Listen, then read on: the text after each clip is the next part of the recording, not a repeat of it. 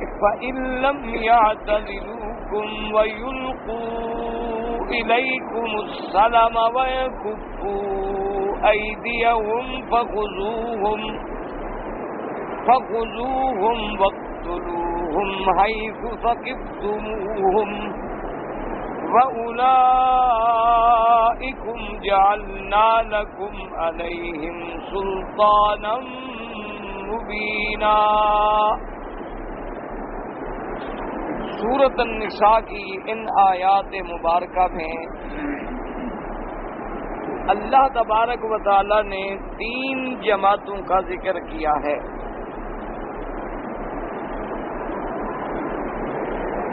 ایک جماعت تو وہ تھی کہ جو مکہ مکرمہ سے مدینہ منورہ آئے اور بظاہر مسلمان ہو گئے اور کچھ دنوں کے بعد اسلام کو چھوڑ کے مرتد ہو کے واپس مکہ شریف آ گئے، کیونکہ اس زمانے میں جو میرے آقا کا ابتدائے اسلام کا دور ہے صلی اللہ علیہ وسلم، اس زمانے میں ہجرت کا مرتبہ جو ہے وہ ایسا تھا جیسے اقرار الشہادتین، یعنی جیسے کوئی آدمی لا الہ الا اللہ محمد الرسول اللہ نہ پڑھے مسلمان نہیں ہو سکتا، اسی طرح اگر کوئی ہجرت نہ کرے تو وہ بھی مسلمان نہیں ہو سکتا،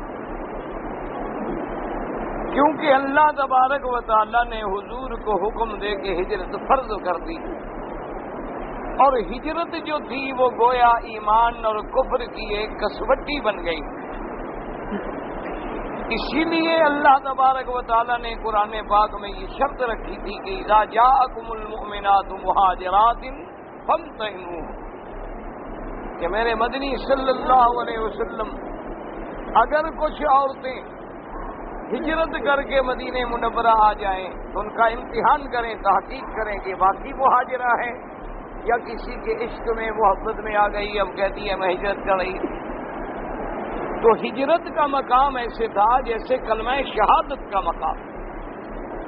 یہی وجہ تھی کہ صحابہ کرام ہجرت کے بعد یہ تمنا کرتے تھے کہ خدا کرے ہماری موت جو ہے مدینہ منورہ میں آئے، مکے میں نہ آئے، حالانکہ وہ جانتے تھے کہ مکہ مکرمہ میں حرم میں عبادت کا ثواب بہت زیادہ ہے، لیکن ان کا مقصد یہ تھا کہ کہیں ہماری وہ ہجرت والا عمل ناقص نہ رہ جائے، کہ جب ہم نے ہجرت کر لی، مکہ مکرمہ کو چھوڑ دیا، تو اب ہمیں موت بھی مدینہ منورہ میں آنی چاہیے تاکہ ہماری ہجرت کا جو حکم ہے وہ پورا ہو جائے، ناقص نہ رہ جائے۔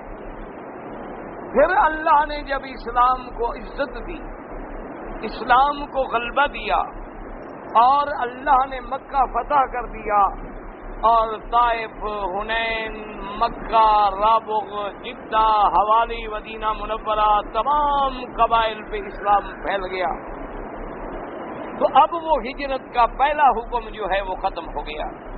اس لیے حضور پاک نے سرکار دو جہان رحمت للعالمین صلی اللہ علیہ وسلم نے اعلان فرما دیا کہ لا ہجرت بعد الفتح، کہ اب مسلمانوں کے لیے فتح مکہ کے بعد ہجرت کرنا ضروری نہیں، تو اس لیے وہ ہجرت کا حکم ختم ہو گیا، صرف ایک ہجرت جو ہے وہ باقی رہی، اور وہ ہجرت کیا ہے کہ المہاجر من ہاجر ما نہى اللہ ورسولہ صلی اللہ علیہ وسلم۔ حضور نے فرمایا یہ بھی ہجرت ہے۔ حجر کا معنی ہوتا ہے چھوڑ دینا، کہ گناہوں کو، معصی کو چھوڑ کے اللہ کا بن جائے، یہ بھی ہجرت ہے، اور یہ ہجرت جو ہے یہ قیامت تک باقی ہے۔ لیکن فقہاء امت نے، علماء امت نے یہ فیصلہ کیا ہے کہ آج بھی اگر کوئی بندہ کسی کفر کے ملک میں رہتا ہے، دیار کفر میں رہتا ہے، اور وہ اللہ کا نام لینے میں آزاد نہیں ہے، نماز روزے میں آزاد نہیں ہے، فرائض کی ادائیگی کرنے میں آزاد نہیں ہے، اس کے لیے بھی حکم ہے کہ فوراً ہجرت کرے، اس ملک کو چھوڑ دے۔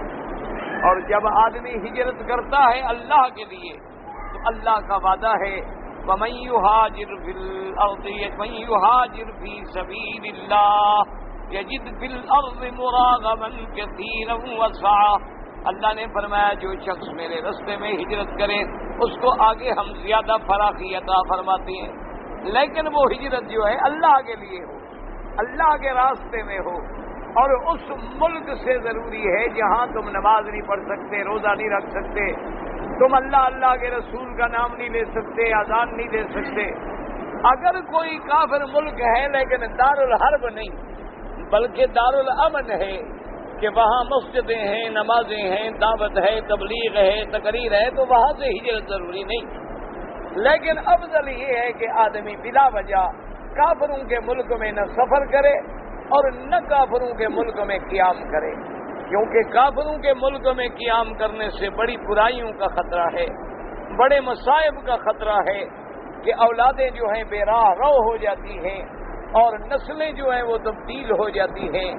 آج آپ جا کے دیکھیں کہ یورپ کا مسلمان، آج آپ دیکھیں کہ ان کافر ملکوں میں جو ہمارے بھائی رہتے ہیں وہ کتنے پریشان ہیں، یعنی دولت کی کوئی کمی نہیں، پیسے کی کوئی کمی نہیں، گاڑیاں ہیں، کاریں ہیں، کاروبار ہیں، لیکن لڑکیاں جوان ہو گئی ہیں، اب پریشان ہیں، کیوں 18 سال کے بعد تو ماں باپ لڑکی کو کچھ نہیں کہہ سکتے۔ کتنے لوگ ہیں مسلمان گھرانے، متقی گھرانے، لیکن لڑکیاں انگریزوں کے ساتھ پھرتی، کتنے لوگ ہیں مسلمان گھرانے ہیں اور لڑکیاں سکھوں اور ہندوؤں کے ساتھ پھرتی، کتنے لوگ ہیں جو ماں باپ تہجد گزار ہیں اور لڑکی اپنے یار کو لے کے باپ کے سامنے آ جاتی ہے اور تعارف کراتی ہے کہ میرا دوست ہے، تو وہ بیچارے رو رہے ہیں کہ بھئی ہم نے کیا سوچا تھا اور ہماری اگلی نسل کا کیا ہوگا۔ اللہ تبارک و تعالی رحمت فرمائے۔ اس لیے بلاد کفر کا سفر کرنا، بلاد کفر میں قیام کرنا، بلاد کفر میں ڈیرا ڈالنا جو ہے منع ہے، الا کوئی عذر ہے، تعلیم حاصل کرنی ہے، تجارت کرنی ہے، کوئی علاج ہے، معالجہ ہے جو دوسری جگہ نہیں ہو سکتا، مجبوراً آدمی جائے تو یہ علیحدہ بات ہے، ورنہ ہر مسلمان کو دیار کفر سے بچنے کی کوشش کرنی چاہیے۔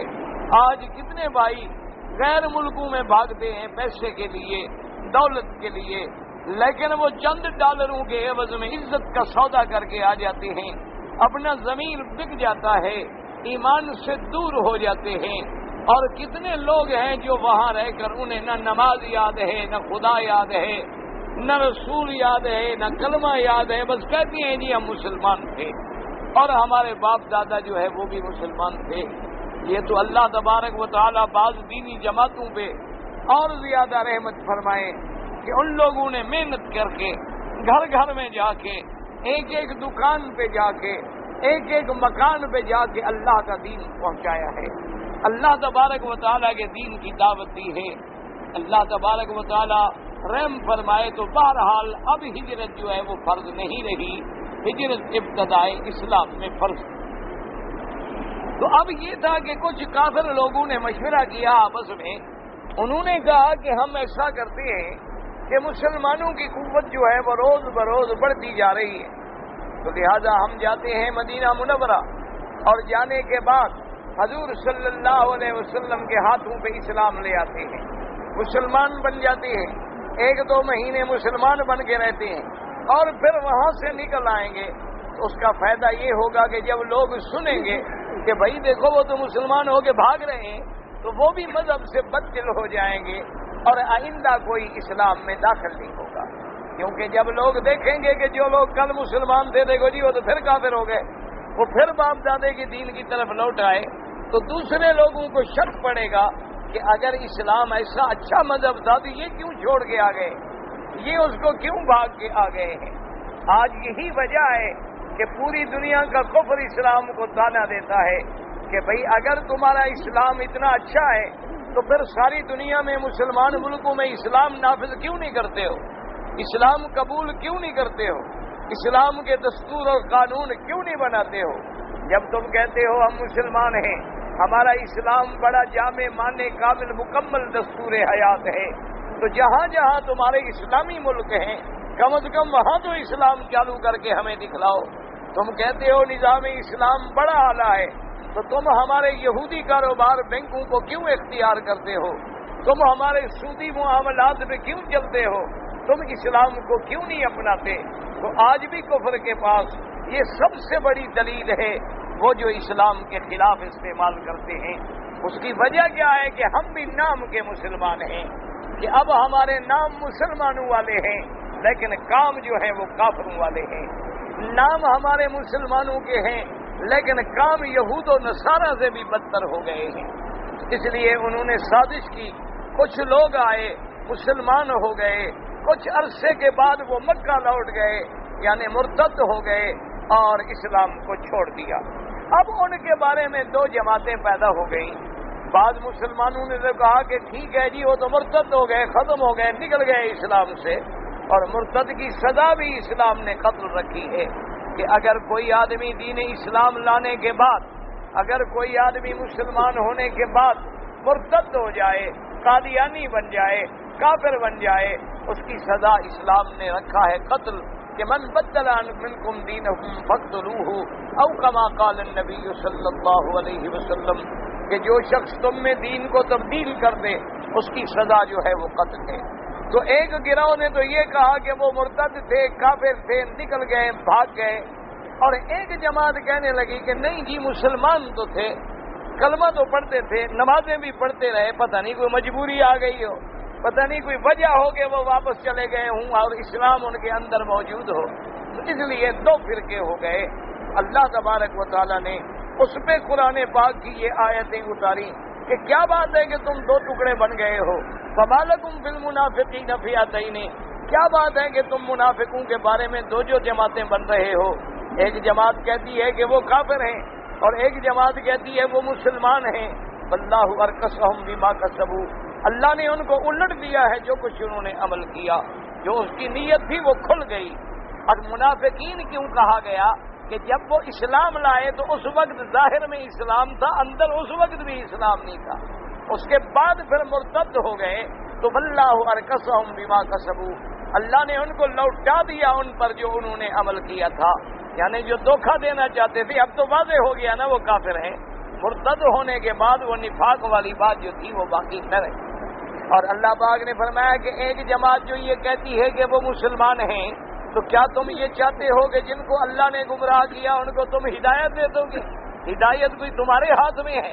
اللہ نے ان کے مقدر میں گمراہی لکھی، وہ مرتد ہو کے چلے گئے، تو اللہ نے فرمایا اس کے بعد کہ یریدون اتریدون ان تہدوا من اضل اللہ، کیا تم چاہتے ہو اس کو ہدایت دو جس کو اللہ نے گمراہ کیا ہے؟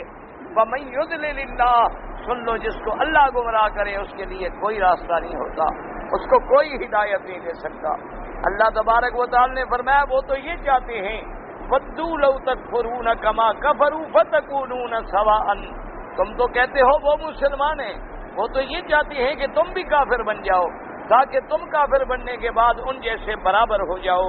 اللہ نے فرمایا خبردار فلا تتخذوا منہم اولیاء، ان میں سے کسی کو اپنا دوست نہ بناؤ، حتی یہاجروا فی سبیل اللہ، جب تک کہ وہ ہجرت کر کے مکہ چھوڑ کے اللہ کے راستے میں مدینے میں نہ آ جائیں۔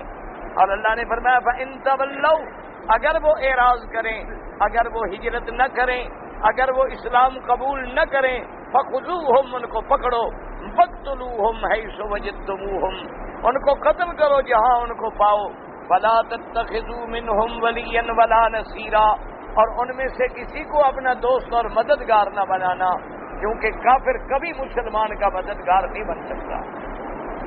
اور یاد رکھیں کہ سارے قرآن میں اللہ نے یہ بار بار بتلا دیا ہے کہ کافر مسلمان کا خیر خواہ نہیں ہو سکتا، اور یہ بھی واضح ہو گیا ہے کہ کافر یہودی ہو، کافر نصرانی ہو، کافر ہندو ہو، کافر سکھ ہو، کافر مجوسی ہو، کافر پارسی ہو، کافر جہاں ہو، سب الکفر ملت واحدہ، کہ جب مسلمانوں کا مقابلہ آئے گا تو کافر ایک بن جائیں گے، پھر ان کے سارے جھگڑے ختم ہو جائیں گے، آپس میں لڑیں گے، آپس میں مریں گے، آپس میں کٹیں گے، لیکن جب مسلمانوں کا مقابلہ آ جائے تو پھر کفر ایک بن جاتا ہے۔ اس لیے اللہ نے فرمایا خبردار فلا تتخذوا منہم اولیاء، ان میں سے کسی کو کبھی اپنا دوست نہ بنانا، وہ کبھی تمہارے دوست نہیں بن سکتے، اور ان کو کبھی اپنا مددگار نہ بنانا، وہ کبھی مسلمانوں کی مدد نہیں کریں گے۔ اس لیے ایک دفعہ جب کافروں نے ارادہ کیا، مکے والوں نے مدینہ منورہ پر حملہ کرنے کا، تو کچھ انصار صحابہ نے حضور پاک کی خدمت میں آ کے عرض کیا کہ یا رسول اللہ صلی اللہ علیہ وسلم، اگر آپ ہمیں اجازت دیں تو ہمارے یہودیوں سے کچھ اچھے تعلقات پہلے رہے ہیں، تو ہم کیوں نہ یہودیوں سے کہیں کہ ہماری مدد کریں؟ چلو ٹھیک ہے، وہ کافر ہیں لیکن ہم سائے ہیں، ہم مدینہ منورہ میں اکٹھے رہتے ہیں، بنو نذیر ہیں، بنو قینقاع ہیں، بنو قریظہ ہیں، یہ بڑے بڑے قبائل ہیں، ان کے پاس دولت ہے، قوت ہے، طاقت ہے، قلعے ہیں، تو ہم ان سے کیوں نہ مدد لیں؟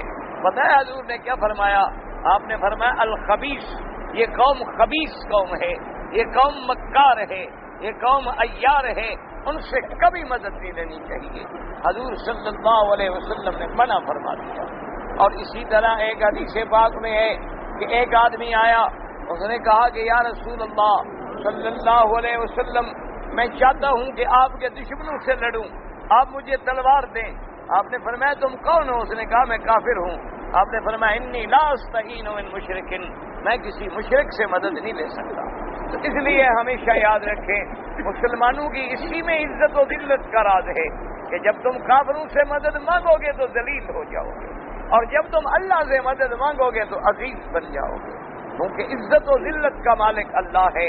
عزت و ذلت کے فاصلے عدد میں نہیں ہوتے، عزت و ذلت کے فیصلے دولت سے نہیں ہوتے، عزت و ذلت کے فیصلے قوت و طاقت سے، ایٹم سے نہیں ہوتے۔ عزت و ذلت کے فیصلے جو ہیں وہ اللہ کی قدرت سے ہوتے ہیں، وہ اللہ تبارک و تعالیٰ کی نصرت سے ہوتے ہیں۔ اللہ تبارک و تعالیٰ چاہے تو ابابیلوں سے ہاتھیوں کو مروا دیں، یعنی آپ اندازہ کریں کہ ہاتھی بھی دیکھیں اور پرندہ بھی دیکھیں، یعنی ہاتھی کا وجود بھی دیکھیں اور اس کے مقابلے پر پرندے کا وجود بھی دیکھیں۔ مانا یہ تھا کہ تم یہ نہ سمجھو ہم چاہیں تو ممولے سے شہباز کو مروا ڈالیں، ہم چاہیں تو کمزوروں سے طاقتوروں کو مرا ڈالیں، ہم چاہیں تو بنو اسرائیل سے قبطیوں کو مروا ڈالیں، اور ہم اگر چاہیں تو اصحاب بدر 313 سے 1000 کے جنگجو لشکر کو شکست دے دیں۔ ومن نصر الا من عند اللہ، مدد جو ہے وہ اللہ کی طرف سے ہے۔ اور جب آدمی اللہ کے راستے میں جہاد کرتا ہے، اللہ کے راستے میں چلتا ہے، تو اللہ تبارک و تعالیٰ کی مدد اور نصرت جو ہے اس کی قدم قدم پہ ساتھ دیتی ہے۔ اسی لیے آپ اندازہ کریں کہ مقام بدر میں جب لڑائی ہو رہی تھی، صحابہ کے پاس تلواریں بھی نہیں تھیں، کسی کے ہاتھ میں چھڑی تھی، کسی کے ہاتھ میں لکڑی تھی، کسی کے ہاتھ میں کوئی کھجور کی شاخ تھی، لیکن صحابہ نے حضور سے پوچھا کہ یا رسول اللہ صلی اللہ علیہ وسلم، ہمیں سمجھ نہیں آئی کہ ہم جب اپنی اس لکڑی سے یوں اشارہ کرتے تھے تو ابھی وہ لکڑی کافر کو لگتی بھی نہیں تھی اور اس کی گردن کٹ جاتی تھی۔ حضور نے فرمایا تمہیں پتہ نہیں کہ اللہ کے فرشتے لڑ رہے تھے، تمہیں پتہ نہیں کہ اللہ تبارک و تعالیٰ نے ملائکہ اتارے تھے، اللہ تبارک و تعالیٰ نے میری نصرت کے لیے جبریل بھیجا تھا، اللہ تبارک و تعالیٰ نے میری نصرت کے لیے فرشتوں کو بھیجا تھا۔ آپ نے دیکھا نہیں کہ جب لوط علیہ السلام اپنے گھر میں کھڑے ہیں، مہمان سامنے کھڑے ہیں، قوم کے اوباشوں نے گھیرا ڈال لیا ہے، تمام ظالم اکٹھے ہو گئے ہیں، سب نے مطالبہ کیا کہ لوط علیہ السلام اپنے مہمانوں کو ہمارے حوالے کرو، یہ بڑے خوبصورت لڑکے ہیں اور تمہیں تو پتہ ہے کہ ہمیں لڑکوں کی بیماری ہے، تمہیں تو پتہ ہے کہ ہم اس مرض میں مبتلا ہیں، تو ایسے خوبصورت مہمان تم گھر میں کیوں لے آئے؟ حضرت لوط علیہ السلام نے بڑی منت کی، حضرت لوط علیہ السلام نے بڑی التجائیں کی، حضرت لوط علیہ السلام نے بڑا واضح فرمایا کہ شرم کرو، میرے مہمان ہیں، میرے گھر میں ہیں، کچھ تو لحاظ کر لو، لیکن قوم نہ مانی۔ اب حضرت لوط علیہ السلام پریشان ہو گئے کہ یا مولا، میں اپنے مہمانوں کی بھی حفاظت نہیں کر سکتا، میرا اللہ میں تو اتنا اکیلا ہوں، میرا اللہ میں تو بالکل اکیلا رہ گیا ہوں اور کوئی میرے ظاہری اسباب نہیں ہیں، اب آپ ہی میری مدد فرمائیں۔ تو وہ مہمان جو تھے وہ مسکرا پڑے، انہوں نے کہا لوط علیہ السلام گھبرانے کی کیا ضرورت ہے؟ قالوا یا لوط انا رسل ربک، تم کیوں گھبرا رہے ہو؟ ہم تو تیرے رب کے بھیجے ہوئے فرشتے ہیں، آپ بالکل نہ گھبرائیں۔ باقی یہ قوم آپ ذرا اس بستی سے چلے جائیں، ان موعدہم الصبح الیس الصبح بقریب، جب صبح کا تارا نکلے گا تو تیری قوم کا تارا ڈوب جائے گا۔ تو اللہ تبارک و تعالیٰ کے فرشتے کھڑے ہیں، قوم آگے آنے لگی، اللہ نے حکم دیا تو ایک فرشتے نے بس یوں ہی جب پر ہلایا تو سب کے سب اندھے ہو کے دوڑے اور بھاگے۔ اور جب وقت مقرر آیا اللہ نے حکم دیا کہ جبرائیل ان کی بستیوں کو زمین کی بنیادوں سے اکھیڑ لو. اور بتائے 6 لاکھ کی آبادی تھی. وہ 5 بستیاں تھیں. قریہ سدوم جو ہے بڑی مشہور بستی ہے, ان 5 بستیوں میں 6 لاکھ آدمی رہتے تھے اس زمانے میں. یعنی وہ کوئی چھوٹی موٹی بستیاں نہیں تھی 1000-2000 آدمی والی. 6 لاکھ کی آبادی. وہ آبادی بھی اور بستیاں بھی اٹھا کے جبریل لے گئے آسمان پر. حتیٰ کہ کتابوں میں موجود ہے کہ انہوں نے آسمان کی مخلوق کی آوازیں سنی. تو اب جبریل نے پوچھا مولا کیا حکم ہے؟ فرمایا جعلنا عالیہا سافلہا, ان کو اوندا کر کے گرا دو, کیونکہ یہ بھی تو مردوں کو اوندا کر کے بدفعلی کرتے تھے. ان کو وہی سزا دو جو انہوں نے عمل کیا ہے. ان کو اسی قسم کی موت ہم ماریں گے کہ یہ بھی سر کے بل گریں اور اوندے ہو کے مریں. آسمانوں سے جا کے بستی کو گرایا گیا. آپ خود اندازہ کریں کہ کیا بچ گئے ہوں گے. لیکن فرمایا وَأَمْطَرْنَا عَلَيْهِمْ حِجَارَةً مِّن سِجِّيلٍ, اور فرمایا فرشتوں جہنم کے بارش کر دو بس پتھروں کی. اور ایک روایت میں آتا ہے کہ اس بستی کا آدمی کہیں باہر گیا ہوا تھا اور وہ پتھر جو ہے فضا میں کھڑا رہا. کئی دنوں کے بعد جب وہ آیا تو پتھر بھی پہنچ گیا. تو اللہ تبارک و تعالی جب عذاب دینے پہ آتے ہیں تو پھر ان کے عذاب کو کون ٹال سکتا ہے. ہم نے اسباب ظاہری کو اب سہارا بنا لیا ہے, حالانکہ اسباب ظاہری وسائل ہیں. اصل قوت جو ہے وہ ایمان ہے. اصل قوت جو ہے وہ توکل علی اللہ ہے. اصل قوت جو ہے وہ اعتصام باللہ ہے. تو اللہ تبارک و تعالی نے فرمایا کہ تم کیا سمجھتے ہو کہ یہ لوگ مسلمان ہیں, تم ان کے بارے میں چاہتے ہو تريدون ان تهدوا من ضل اللہ, تم چاہتے ہو کہ ہم ان کو ہدایت دیں جن کو اللہ نے گمراہ کر دیا ہے. اور جن کو اللہ گمراہ کر دے فلن تجد له سبیلا, تیرے پاس کوئی راستہ نہیں پھر اس کو ہدایت دینے کا. اللہ نے فرمایا یہ تو ایسے پکے کافر ہیں, یہ تو چاہتے ہیں کہ تم بھی کافر بن جاؤ, کیونکہ کافر کبھی راضی نہیں ہوگا جب تک تم کافر نہ بنو. اب دیکھو نا کتنے مسلمان ہیں جو ہندوؤں میں رہتے ہیں, ہندوؤں کی دیوالیوں میں شریک ہوتے ہیں, ہندوؤں کے رسومات میں شریک ہوتے ہیں, ہندوؤں کے تلک لگا لیتے ہیں, ہندوؤں کا کھانا کھا لیتے ہیں, ہندوؤں کے پرشاد پہ چلے جاتے ہیں, لنگر تقسیم ہوتا ہے کھا لیتے ہیں. لیکن جب موقع ملے گا ہندو کبھی معاف نہیں کرے گا, کیونکہ وہ راضی نہیں ہو سکتا. وَلَن تَرْضَىٰ عَنْكَ الْيَهُودُ وَلَا النَّصَارَىٰ حَتَّىٰ تَتَّبِعَ مِلَّتَهُمْ, یہود اور نصرانی تم سے کبھی راضی نہیں ہوں گے جب تک کہ تم یہودی اور نصرانی نہ بن جاؤ. تم لاکھ ان کی رعایت کرو, تم لاکھ نرمی کرو, تم لاکھ اپنے دل میں ان کے لیے نرم گوشے پیدا کرو, لیکن وہ کبھی تمہارے نہیں بن سکتے. وہ تو تب تمہارے بنیں گے جب تم اسلام چھوڑ کے یہودی بن جاؤ, تم اسلام چھوڑ کے نصرانی بن جاؤ, تم اسلام چھوڑ کے ہندو بن جاؤ. دیکھ لو کہ وہ مسلمان اور ہندو جو سینکڑوں سال اکٹھے رہے, مسلمانوں نے جب 250 سال تک حکومت کی, مسلمانوں نے ان کا تحفظ کیا, مسلمانوں نے ان کی حفاظت کی, لیکن جب ان کا اقتدار ملا تو مسلمانوں کو ٹکڑے ٹکڑے کر دیا, مسلمانوں کے خون سے ہولی کھیلنے لگے, مسلمانوں کی عزتوں پہ ڈاکے ڈالے, مسلمانوں کی لڑکیوں کو اغوا کیا گیا. جب تمہارا ملک بنا ہے تو 50,000 مسلمانوں کی لڑکی کافروں نے روک لی. آج بھی وہ کافروں کے گھر میں ہے, کچھ سکھوں کے گھر میں ہے, کچھ ہندوؤں کے گھر میں ہے, کچھ اچھوتوں کے گھر میں ہے, اور اس نے پھر پیدا کیے کافر بچے. اب تو وہ یہ بھی بھول گئی کہ میں مسلمان ہوں, اسے تو یہ بھی پتہ نہیں چلا کہ میں مسلمان, کب تک وہ اسلام کو یاد رکھے. اس لیے اللہ نے فرمایا کہ ودو, وہ تو یہ چاہتی ہیں لو تکفرون کما کفروا, کہ تم بھی کافر ہو جاؤ جیسے وہ کافر ہیں, فتکونون سواء, پھر تم برابر ہو جاؤ گے. اللہ نے فرمایا ان کو دوست نہ بنانا, ان کی کبھی مدد نہ لینا, بلکہ جہاں موقع ملے ان کو ٹکڑے ٹکڑے کر دو, ان کو قتل کر دو, یہ مرتد ہے. بس ایک جماعت تو یہ تھی جن کے بارے میں ان آیات میں حکم آیا ہے, اور ایک جماعت وہ تھی بنی مدلج. بنی مدلج ایک قبیلہ ہے جس قبیلے کے سردار تھے سراقہ ابن مالک المدلجی. سراقہ ابن مالک المدلجی, یہ بنی مدلج جو ہے یہ بھی کافر تھے, لیکن یہ قبیلہ جو ہے ان کا سردار حضور کی خدمت میں آیا. اس نے کہا کہ یا رسول اللہ صلی اللہ علیہ وسلم, ہم نہیں چاہتے کہ آپ سے لڑیں, اور ہم یہ بھی نہیں چاہتے کہ اپنی قوم سے لڑیں یا کافروں سے لڑیں, لیکن ہم امن سے رہنا چاہتے ہیں, ہم نہیں چاہتے لڑائی, ہم سلو کرنا چاہتے ہیں. تو اللہ پاک نے ان کے لیے حکم دیا کہ میرا مدنی ایک قوم جو آپ کے پاس آتی ہے وہ یہ چاہتی ہے کہ اب ہم جنگوں سے لڑائیوں سے تھک چکے ہیں، وہ یہ چاہتے ہیں کہ تم سے بھی اور اپنی قوم سے بھی امن میں رہیں، فَيُلْقُوا إِلَيْكُمُ السَّلَمَ، اور تمہیں صلح کا دامن بڑھاتے ہیں، تمہاری طرف صلح کا ہاتھ بڑھاتے ہیں، تو کوئی حرج نہیں، ان کے ساتھ صلح کر لو، ان کے ساتھ معاہدہ کر لو، انہیں قتل نہ کرو، وہ اپنے معاملے میں رہیں، آپ اپنے معاملے میں رہیں۔ اچھا، اور جن کے یہ حلیف ہوں، کیونکہ قبائل ایک دوسرے کے حلیف ہوتے تھے، تو ان حلیفوں سے بھی تم نہ لڑو، یعنی جن کے ساتھ تمہارا معاہدہ ہو گیا، اگر ان کا کوئی حلیف ہے تو اس کو بھی قتل نہ کرو، لیکن شرط یہ ہے کہ وہ صلح کرنا چاہیں اور صلح کا پیغام دیں اور صلح کا ہاتھ پھیلائیں، تو ان کو اب قتل کرنے کی تمہیں اجازت نہیں ہے۔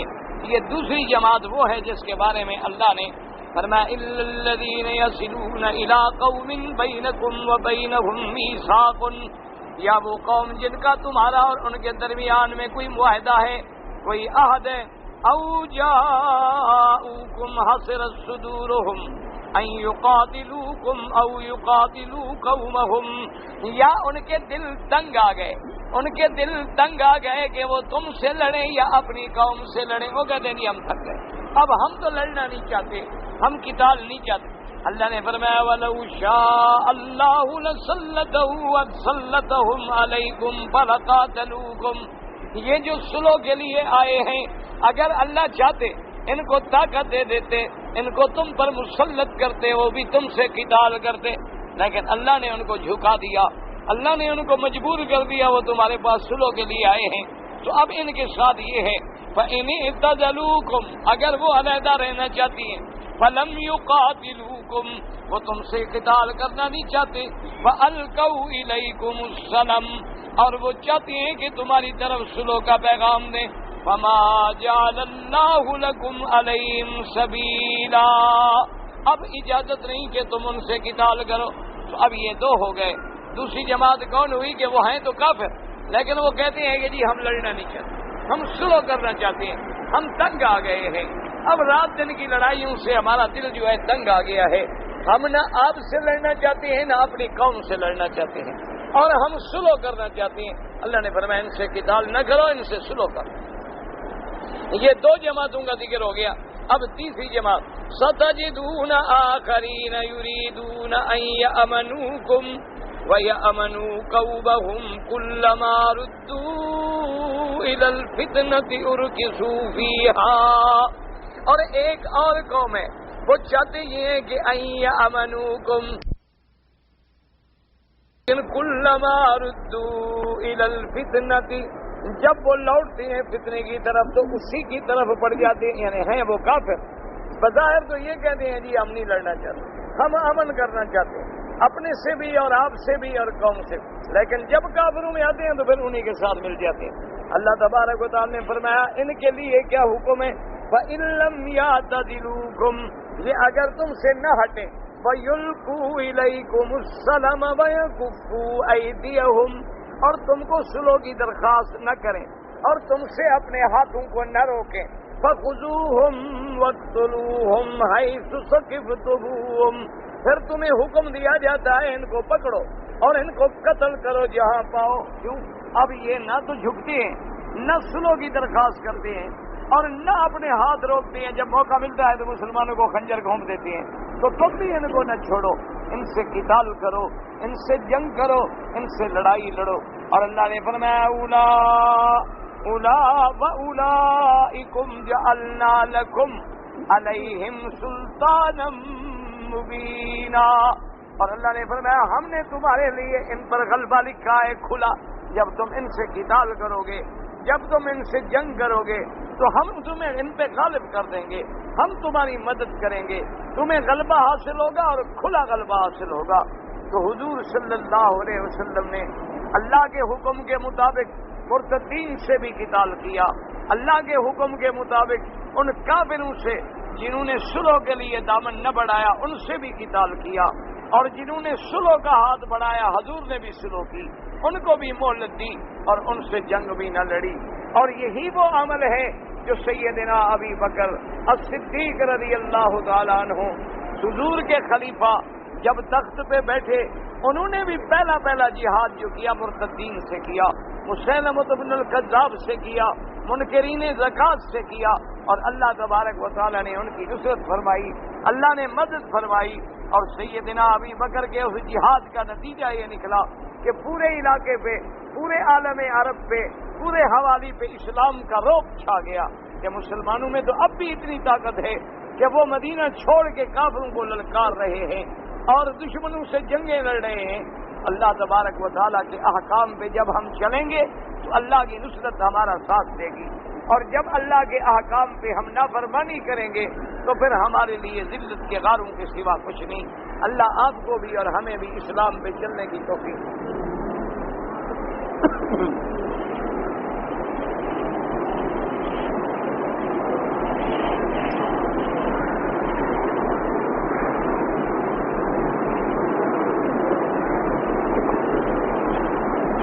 ساتھی نے پوچھا ہے وضو کے لیے سب سے بہتر طریقہ جو ہے نا جی، آپ نے اگر سیکھنا ہے تو ہر زبان میں الحمدللہ کتابیں موجود ہیں۔ ویسے آسان ہے کہ وضو میں ہاتھ دھوئیں، پھر 3 دفعہ کلی کریں، 3 دفعہ ناک میں پانی دیں، پھر 3 دفعہ چہرے کو دھوئیں، پھر اپنے ہاتھوں کو دھوئیں، اور اس کے بعد مسح کریں، پھر اس کے بعد پاؤں کو دھوئیں۔ یہ آسان ہے اور کتابیں موجود ہیں، ان کو لے کر اچھی طرح سے وضو کرنا سیکھیں اور وضو پہ عمل کریں۔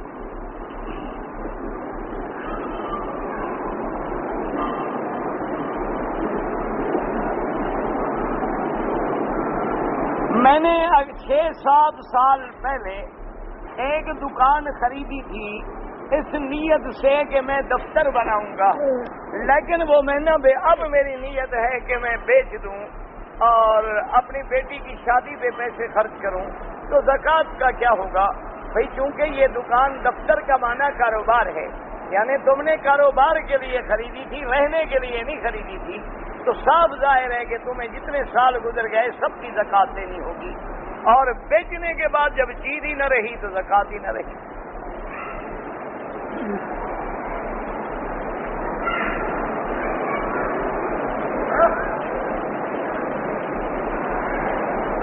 کہتے ہیں جی کہ بعض مسجدوں میں اذان سے پہلے الصلاۃ کہتے ہیں۔ اصل بات یہ ہوتی ہے کہ یہ صرف ان مسجدوں میں ہوتا ہے، جیسے مسجد الحرام ہے، ہر وقت کھلی ہے، لوگ سو جاتے ہیں، غفلت کرتے ہیں، تو ان کو جگایا جاتا ہے، اور جو مسجدیں کھلتی ہی اذان کے ساتھ ہیں وہاں کوئی بھی صلاۃ نہیں کہتا۔ یہ تو حالات پر ہے، لیکن اس سے استدلال کرنا کہ اذان سے پہلے صلاۃ و سلام جائز ہے، یہ غلط ہے۔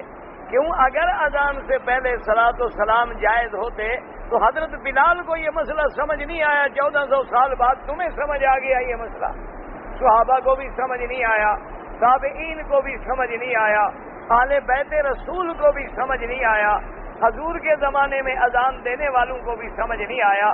اب ان سے تم بہانہ بناؤ گے جی یہ کیوں کہتے ہیں نماز، تو سوتے ہوئے کو تو کہنا ہے امر بالمعروف ہے، یہ صلاۃ و سلام پڑھنے کا تو امر بالمعروف سے کوئی تعلق نہیں۔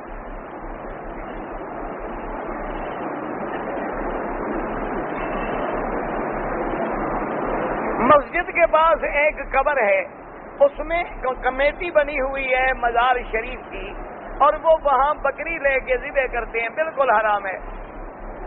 جب ذبح کرنے والے بھی مزاری ہیں، قبوری ہیں، قبر والے ہیں، تو نیت تو صاف معلوم ہو گئی نا کہ یہ اللہ کے لیے نہیں ہے۔ لاکھ دفعہ بسم اللہ پڑھتے رہیں کوئی فائدہ نہیں ہوگا۔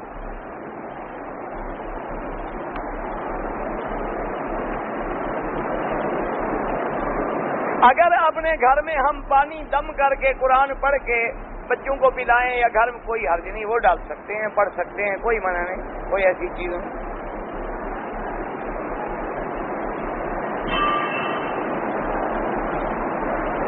کہ دواؤں میں ایک مٹھی پتنی کیا یہ چاہیے، مجھے نہیں پتا کیا آپ نے لکھا ہے۔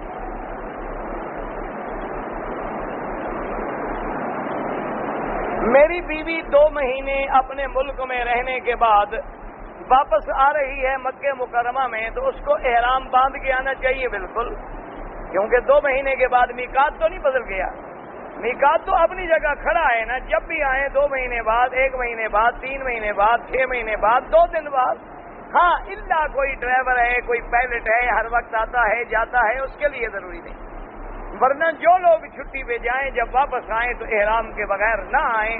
ایک تو ان کو میقات کا عمرہ نصیب ہوگا، اور اگر نہیں باندھیں گے تو عمرہ بھی قضا کرنا پڑے گا اور دم بھی ادا کرنے پڑے گا۔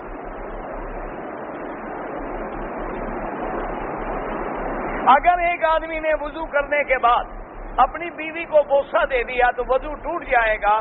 امام ابو حنیفہ رحمۃ اللہ علیہ کے نزدیک تو نہیں ٹوٹتا، کیونکہ ایک حدیث مبارک میں آتا ہے کہ بی بی عائشہ نے فرمایا تھا کہ حضور کبھی کبھی اپنی بیوی کو بوسہ دیتے تھے، یعنی وضو کے بعد، اور پھر وضو نہیں فرماتے تھے اور نماز کے لیے تشریف لے جاتے تھے۔ لیکن بعض اہل حدیث علماء جو ہیں وہ کہتی ہیں کہ وضو ٹوٹ جاتا ہے بیوی کو بوسہ دینے سے یا ہاتھ لگانے سے، اور امام شافعی رحمۃ اللہ علیہ کے نزدیک بھی وضو ٹوٹ جاتا ہے۔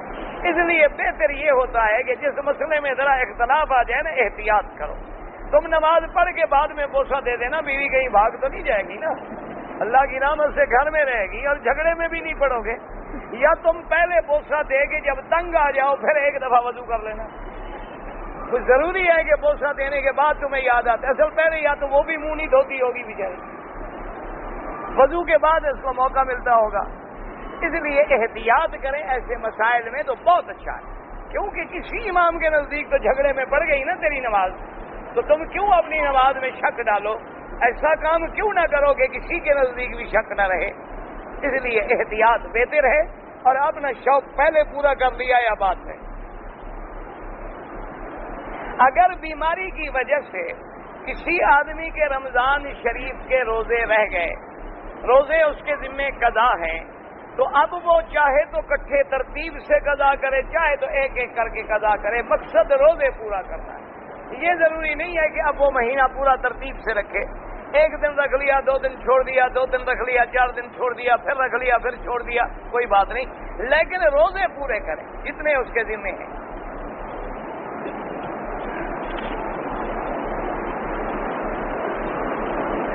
نماز مغرب میں اگر تیسری رکعت ملے تو تیسری رکعت امام کے ساتھ بیٹھ جائیں، جب امام سلام پھیرے تو کھڑے ہو جائیں، ایک رکعت پڑھ کے پھر بیٹھ جائیں۔ اب یہ آپ کی 2 رکعتیں بن گئیں، پھر ایک رکعت کھڑے ہو کے پڑھیں گے تو پھر آپ کی نماز جو ہے وہ ادا ہوگی۔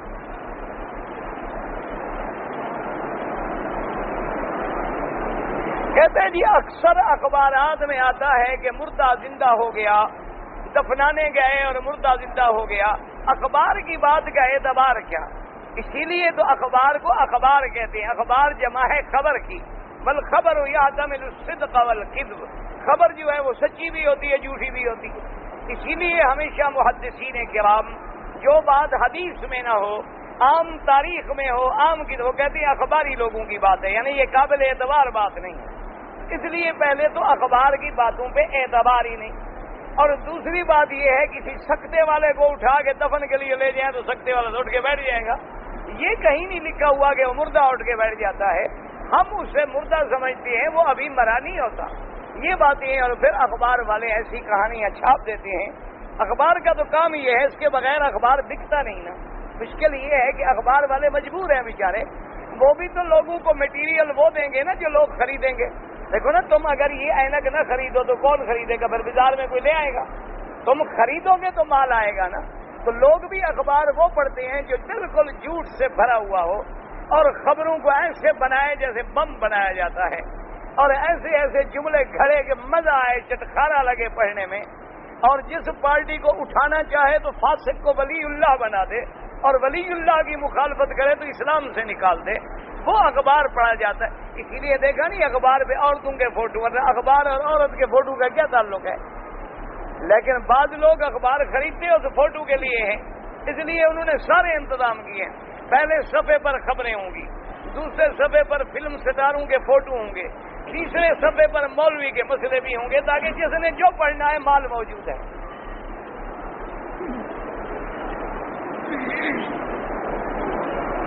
نہانے کے بعد، غسل کرنے کے بعد وضو کرنا، اگر پہلے تم نے نیت کر لی اور وضو کر لیا، پھر غسل کے بعد دوبارہ وضو کی ضرورت نہیں۔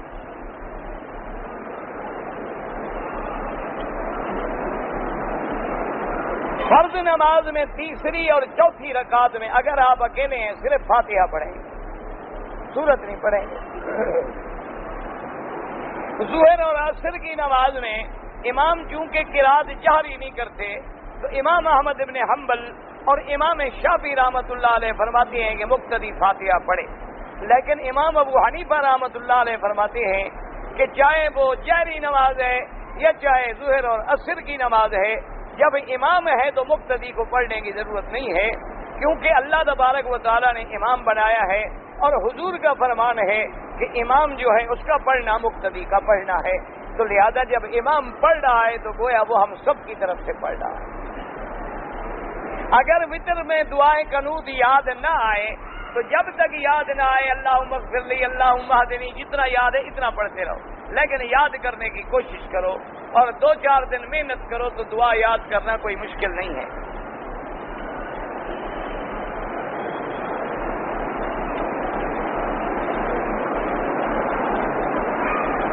کہتے ہیں جی برابر تو تب ہوتا جب حضور نے بھی اسی طرح حضور نے فرمایا وعلیکا، تو وعلیکا کا کیا معنی ہوا کہ جو تم نے کہا ہے وہ سارا تم پر، تو برابر ہو گیا کہ نہیں ہو گیا؟ اللہ کے بندے وعلیکا کیا معنی؟ اس نے کہا السلام علیکہ یا رسول اللہ ورحمۃ اللہ وبرکاتہ، حضور نے فرمایا وعلیکا، اور تم پر بھی یہ سارا کچھ جو تم نے کہا ہے، تو برابر ہو گیا۔ جملہ مختصر ہے، بات تو ایک ہے۔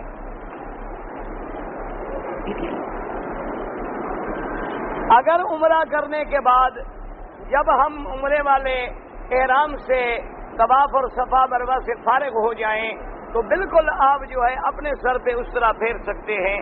اگر 2 ساتھی ہیں اور دونوں فارغ ہو گئے ہیں تو پھر بھی ایک دوسرے کے سر پہ اس طرح پھیر سکتے ہیں۔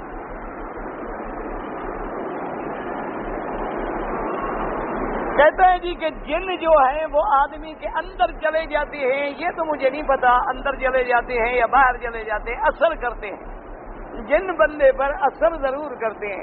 کہتا ہے وہ پیر نکال لیتے ہیں، تو لازمی بات ہے جو بڑا جن ہوگا تو چھوٹے کو نکال لے گا، یہ تو اصولی بات ہے نا، زور والا کمزور کو نکال لیتا ہے، وہ نکالتے ہوں گے۔ اچھا جب وہ نکالیں تو ان کو کہو ذرا ہمیں پکڑ کے دکھاؤ تو صحیح وہ کدھر ہے نکلا ہوا، وہ بھی تو کہہ دیں گے نا ہم نے نکال لیا ہے اور اس گلاس میں بند ہے، بس رکو نہیں جناب کھولو تو صحیح گلاس دیکھیں تو صحیح نکل گیا کہاں جا رہا ہے۔ باقی جن ہے، جن تکلیف دیتا ہے، کیا وہ اندر داخل ہو جاتا ہے اللہ عالم۔ البتہ حدیث میں ایک بات آتی ہے، حضور نے فرمایا کہ جب میاں بیوی ملتے ہیں یعنی لیٹتے ہیں، اگر وہ یہ دعا نہ پڑھیں کہ اعوذ باللہ من الشیطان الرجیم اللہم جنب الشیطان عنا وجنبنا وجنبنا ما رزقتنا، کہ یا اللہ ہمیں شیطان کو ہم سے دور کر، ہمیں ان سے دور کر، اور اگر تو نے اولاد لکھی ہے تو اس کو بھی شیطان کے حملے سے بچا۔ تو حدیث میں آتا ہے اگر کوئی آدمی یہ دعا نہ پڑھے تو شیطان جو ہے وہ اپنا عضو اس کے عضو تناسل پہ لپیٹ دیتا ہے اور جماع میں شامل ہو جاتا ہے۔ یہ بات تو ملتی ہے، اس کے علاوہ ہمیں بات کا پتہ ہے۔ یہی وجہ ہے نا لوگوں کو حرام میں لذت ملتی ہے۔ دیکھا ہے نا اپنے گھر میں بیوی اور چاند جیسی خوبصورت، لیکن ایک بد کردار بد صورت عورت کے پیچھے بھاگتا ہے۔ وجہ کیا ہوتی ہے کہ وہاں شیطان بھی تو ساتھ ہوتا ہے نا، اور گھر میں جب حلال ہوگا تو شیطان تو ہوگا نہیں، تو لہذا وہ حرام والی لذت اس کو نہیں ملتی جو حلال میں ہے، اس وجہ سے وہ لوگ وہاں بھاگتے ہیں۔ تو اگر شیطان یوں کر سکتا ہے تو ہو سکتا ہے اندر بھی داخل ہوتا ہو، لیکن اللہ عالم۔ بہرحال جن پکڑتے ہیں، جن اثر ڈالتے ہیں، جن عورتوں پر مرد حملہ آور ہوتے ہیں، اور جن مرد جو ہیں وہ عورتوں پہ اور عورتیں جو ہیں وہ مردوں سے عشق کرتی ہیں، یہ ساری باتیں ہیں، لیکن کیسے داخل ہوتے ہیں یہ پتہ پیر کو ہوگا، میں پیر تو ہوں نہیں۔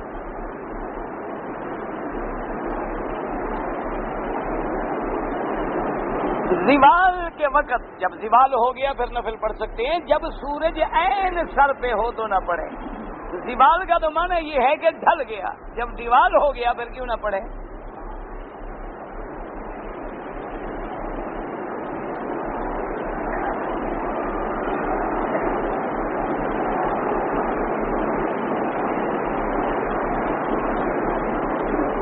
میں نے یہاں سے پیسے روانہ کیے، میرے بھائی نے پاکستان میں 5 ایکڑ رقبہ خریدا، پوری رقم میں نے 20,000 روپیہ کم اس کو پتہ نہیں دیا، روانہ کیا، بہرحال جو رقم تم نے دی ہے وہ زمین تمہاری ہے۔ اور اگر بھائی سود مانگتا ہے تو اس کے لیے حرام ہے، سود نہ دیں، ظلم کریں تو دے دیں، قیامت میں وہ پکڑا جائے گا۔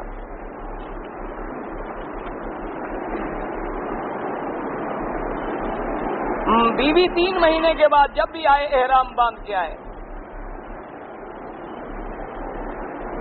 اگر روزے کی حالت میں کوئی آدمی اپنی بیوی کو بوسہ دے دے تو روزہ خراب ہوتا ہے؟ بالکل خراب نہیں ہوتا، لیکن صرف بوسے تک رہے، آگے نہ بڑھ جائے۔ ہاں جی کیا بتائیں، مسلمان کا کوئی اعتبار ہے؟ صرف بوسے دینے سے روزہ شدہ نہیں ٹوٹتا، فکر نہ کرو۔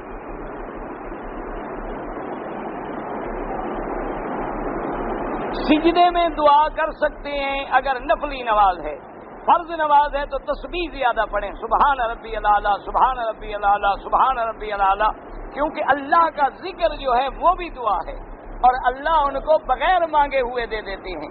اب جیسے حضور نے فرمایا افضل دعا، فرمایا سب سے افضل دعا وہ ہے جو میں نے کی اور میرے بھائی انبیاء علیہ السلام نے کی عرفات کے دن۔ وہ دعا کیا تھی؟ لا الہ الا اللہ وحدہ لا شریک لہ لہ الملک ولہ الحمد یحیی و یمیت وہو علی کل شیء قدیر۔ تو حضور نے فرمایا یہ دعا ہے۔ اس لیے علماء کہتے ہیں ایک دعائے عبادت ہے کہ تم ذکر کر رہے ہو، یہ بھی دعا ہے، اور ایک دعائے مسئلہ ہے کہ تم مانگ رہے ہو کہ ربنا آتنا فی الدنیا۔ اور نفل نماز میں جو چاہو دعا مانگو، لیکن وہ دعائیں جو حدیث میں ثابت ہیں، یا مقلب القلوب والابصار ثبت قلوبنا علی دینک، اللہم انک عفو کریم تحب العفو فاعف عنا، رب اعنی علی ذکرک و شکرک و حسن عبادتک۔ یعنی اپنی زبان میں دعائیں نہ شروع کر دو۔ حق مہر جو ہے وہ ضروری ہے، شرعی حیثیت اس کے بغیر نکاح ہی نہیں ہوتا، اس کے بغیر نکاح منعقد بھی نہیں ہوتا۔ حق المہر ضروری ہے اور ہر اسلامی دور میں ضروری ہے، کیونکہ گویا کہ میاں اور بیوی کے درمیان میں ایک معاہدہ ہو رہا ہے، اور جب معاہدہ ہو تو کچھ نہ کچھ تو دیا جاتا ہے نا۔ تو کیا اس میں تکریم بھی ہے، معاہدہ بھی ہے، عزت بھی ہے، اور عورت کے لیے مکانہ بھی ہے کہ ہم نے تم کو ایسے نہیں کہ بغیر کسی وجہ کے نہیں، بلکہ ہم نے بھی تمہیں ہدیہ مہر پیش کیا ہے۔ اگر ہم لوگ اپنے والدین کے لیے عمرہ کرتے ہیں ٹھیک ہے، کسی کی ذات کے لیے بھی کریں، نفلی عمرے کی عبادت جائز ہے، لیکن طریقہ یہ ہے کہ اپنے لیے کریں، پھر دعا کریں کہ اللہ اس کا ثواب جو ہے فلاں کو عطا فرمائے۔ اکثر لوگ جو ہے حرم پاک میں جوتے پہن کے آتے ہیں، اگر جوتا پاک ہے تو کوئی حرج نہیں، اور اگر پلید ہے تو قمیض پلید بھی ناجائز ہے، پگڑی بھی ناجائز ہے، ٹوپی بھی ناجائز ہے۔ بات ہے پاک پلید پہ، اگر پاک ہے تو جائز ہے، نہ پاک ہے تو ناجائز ہے۔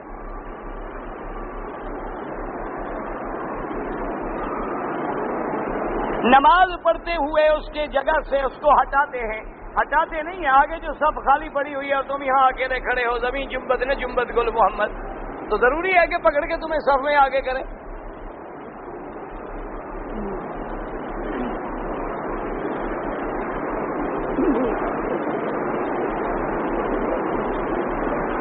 جو لوگ اگلی صفوں کا خیال نہیں کرتے گناہگار ہیں، پہلے اگلی صف، پھر دوسری، پھر تیسری، پھر چوتھی، اسی طرح پوری ترتیب ہونی ضروری ہے۔ دوران نماز میں مجھے وسوسے آتے ہیں، جب اللہ نے معاف کر دیا ہے تو تم کیوں فکر کرتے ہو؟ وسوسے آنا جو ہے یہ ایمان کی علامت ہے، جو کافر ہو اس کو کبھی وسوسہ نہیں آئے گا، وسوسہ آتا ہی اسی کو ہو جس کے اندر ایمان ہوتا ہے۔ غیر ضروری بال جو ہے وہ ناف کے نیچے سے کرنا ضروری ہے، باقی تمہاری مرضی ہے، جیسے سارے بدن کے بال بھی ختم کر دو، منع کوئی نہیں، لیکن وہ اس کا ہٹانا تو ضروری ہے، باقی تمہاری مرضی بھی ہے۔ تم داڑھی کا مسئلہ نہیں پوچھتے ہو تو باقی بالوں کا کیا ہے؟ ان لوگوں کو داڑھی مڈاتے ہوئے بھی کبھی خیال نہیں آیا تو ان کو باقی بالوں کا کیا فکر ہے بھائی؟ اصل خیال تو آنا تھا ہمیں کہ ہم داڑھی نہ مڈائیں کہ حضور پاک کی داڑھی تھی، کہ جب ہم داڑھی پہ اس طرح رکھتے تو ہمارا سامنے حضور کا چہرہ آ جاتا تو ہمیں حیا آ جاتا. جب وہ نہیں ہے تو باقی مسئلے پوچھنے کی کیا ضرورت. میں نے تو خود مشورہ دیا تھا کہ یہ پلکیں یہ بمیں ساری ختم ایک ہی دفعہ کرا تاکہ بالکل آدمی 100% دور سے نظر آئے کہ بھئی یہ کون ہے.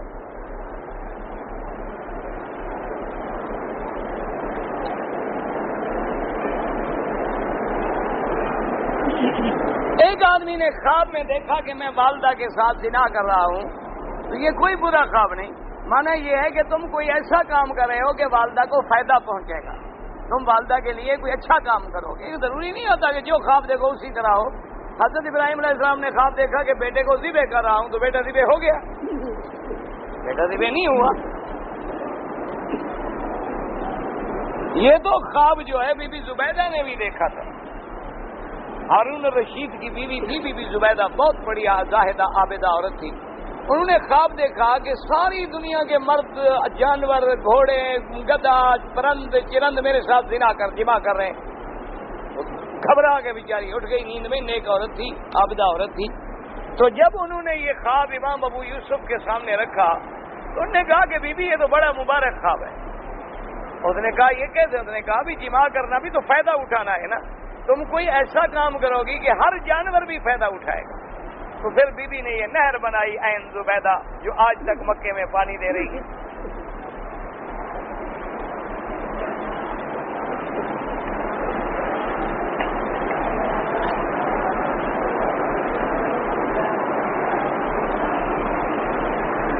ہم نے جائیداد کی تقسیم کرنی ہے. جب ہم نے خریدی تو 2 لاکھ کی تھی, اب 4 لاکھ کی ہے. تو تقسیم اب کر رہے ہو جتنے کی ہو. جب جائیداد تقسیم کرنی ہے 2 لاکھ کی خریدی, اب 20 لاکھ جائیداد ہی تقسیم کرنی ہے نا. آدھی اس کی آدھی میری, تو جتنے کی ہو جائے. اب اصل میں یہ کہتا ہوگا نا کہ اس وقت تھی 2 لاکھ, اب ہوگی 4. لہٰذا آدھی تقسیم کروں, آدھی طرح کروں نا. میں نے تو 2 لاکھ کی لی تھی. نیت گڑبڑ ہے نا.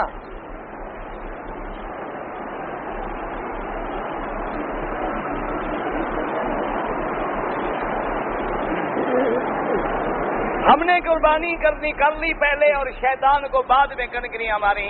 تو امام ابو حنیفہ رحمۃ اللہ علیہ کے نزدیک ترتیب ٹوٹ گئی. ایک بکری بطور دم ادا کریں. اور باقی ائمہ کے نزدیک ترتیب ضروری ہے ہی نہیں, کوئی دم نہیں پڑتی.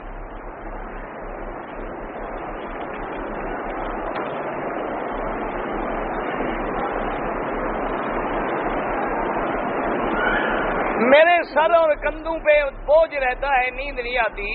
میں نے بڑی دوائیں کی, فائدہ نہیں ہوا. تعویذات کرائے, وہ کہتے ہیں جنات. مجھے تو نہیں پتا بھائی.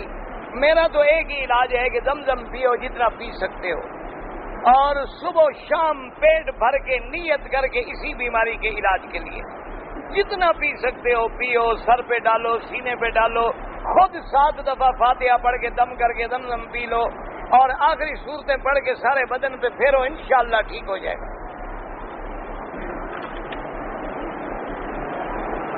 اگر ایک آدمی کو سزا ہو گئی قتل کی, قتل ہو گیا, جنازہ پڑھ سکتے ہیں. دنیا میں سزا تو مل گئی بیچارے کو, اور کیا سزا دینا چاہتے ہیں آپ؟ خودکشی کرنے والا بھی حرام موت مرتا ہے. بعض علماء کہتے ہیں جنازہ تو جائز ہے, لیکن عالم یا مقتدا لوگ اس کا جنازہ نہ پڑھیں.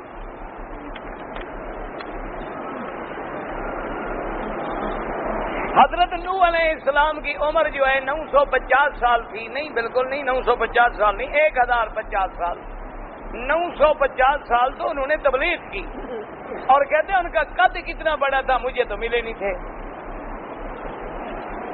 میں نہ ملا ہوں نہ دیکھا ہے, تو میں کیسے قد بتا دوں؟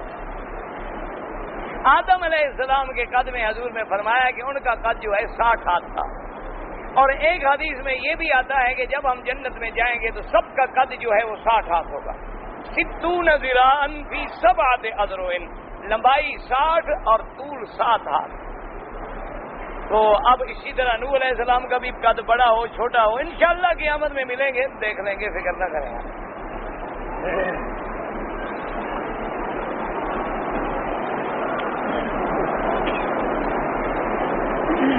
زنا سے کوئی توبہ نہ کریں تو گناہ کبیرہ ہے, اللہ چاہے بخش دے ورنہ جہنم. جنت کس پہ حرام ہے؟ جس نے شرک کیا. جنت میں جنتیوں کو عورت ملے گی، بالکل ملے گی، فکر نہ کرو، بلکہ 70 حوریں بھی ملیں گی. لیکن یہاں زنا کرو گے تو وہاں کچھ نہیں ملے گا. قرآن نے ایک پابندی لگائی ہے، لا یزنون والذین لا یدعون مع اللہ الہا آخر ولا یقتلون النفس التي حرم اللہ الا بالحق ولا یزنون.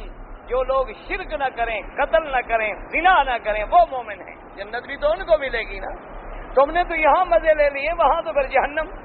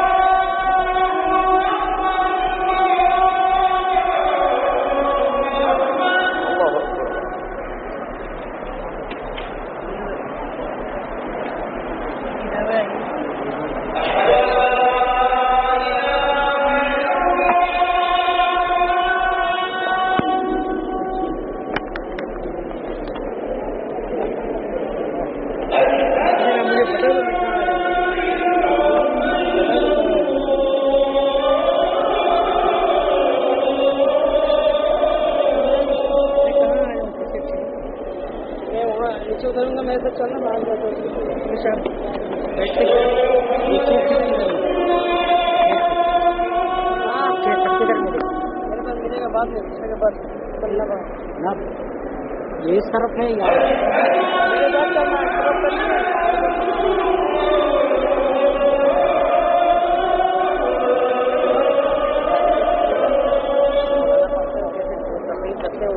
مل جاتے ہیں.